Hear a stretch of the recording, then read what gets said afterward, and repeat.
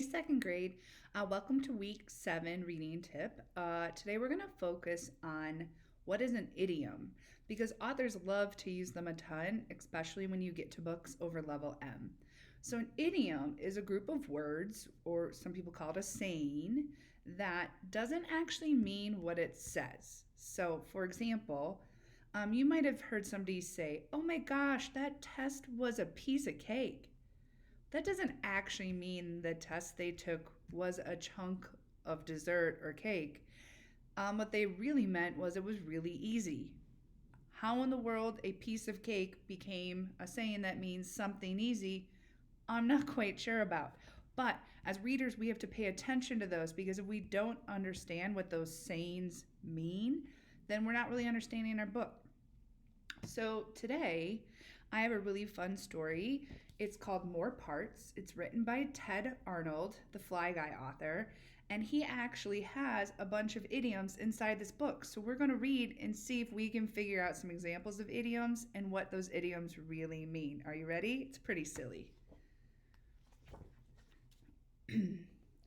Things are bad and getting worse. Each day it's something new. With all the stuff I hear about, I don't know what to do. One day I tripped on my red truck and it just fell apart. But when I told my mom, she said, "I bet that broke your heart." Do you think his heart actually broke apart? No. You think, what did the mom really mean when she said, "I bet that broke your heart"? Yeah, she meant like, "Oh, I bet you're really, really sad." Well, look what happened to this poor little kid. He visioned his heart actually breaking. I guess that's possible. Who knows? I don't think mom would lie. I'd better play more carefully. This pillow's worth a try. Oh, this poor kid is following what they're saying instead of understanding the idioms. People say all kinds of things that I just don't understand. Like when my dad asked me if I would please give him a hand. Uh-oh. You know what that means? It doesn't mean physically giving a hand, it means to help somebody out. Uh-oh. I didn't know my hands come off, and I don't want them to. So I'll make sure that they stay on with gloves and lots of glue. Oh, the poor guy. Our next door neighbor had a joke he wanted us to hear. He said, "It's sure to crack you up." I ran away in fear. So, what does "it's sure to crack you up" really mean? It doesn't physically crack you up. It means it makes you laugh really hard. He didn't understand that. He didn't understand the idiom. Who wants to hear a joke like that? Not my idea of fun. I gotta keep my head together. It's my only one. My teacher has me worried too. This happened yesterday. She said to stretch our arms and legs before we go to play. We know what stretch means. Mr. Clasby shows us all the time. It means to get your muscles loose, right? Uh-oh. You know what this is going to be. I'm sure she thinks it's good for us, but that's just too bizarre. My arms and legs are long enough. I like the way they are. Yeah, you can't stretch your legs like that. I know I've got a lot to learn. I'm little and I'm young. But what did Grandma really mean when she told me to hold my tongue? Did she mean grab it? No. She's playing cards, he's talking, and she says, "Hold your tongue." I think she means stop talking, be quiet. You know what he's gonna think.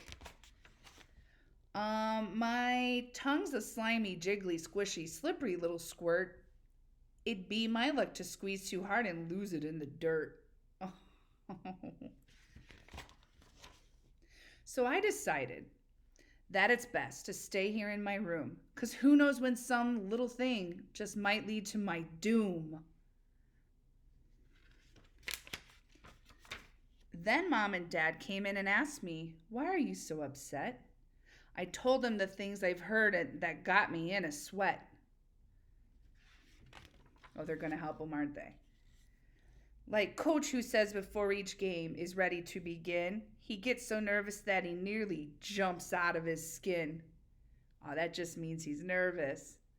Or what a friend said recently, it gave me such a fright. He claimed his baby sister screams her lungs out every night. She's not actually shooting out her lungs, it just means she's crying really loud. My skin could slip, my head may crack, and I might break my heart. I could lose my lungs, my hands, who knows when it might start. What if, quite by accident, my body flies apart? Mom and Dad just smiled and looked, relieved that I'm okay. And Mom explained to me about the things that people say. They say idioms. And though Dad laughed, I know he didn't mean to be unkind.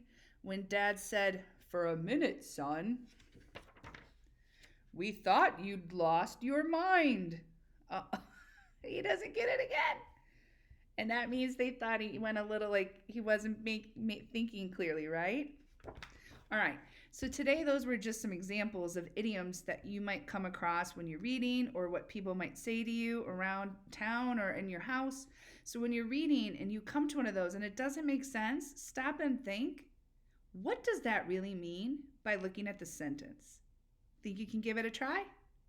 All right. Good luck.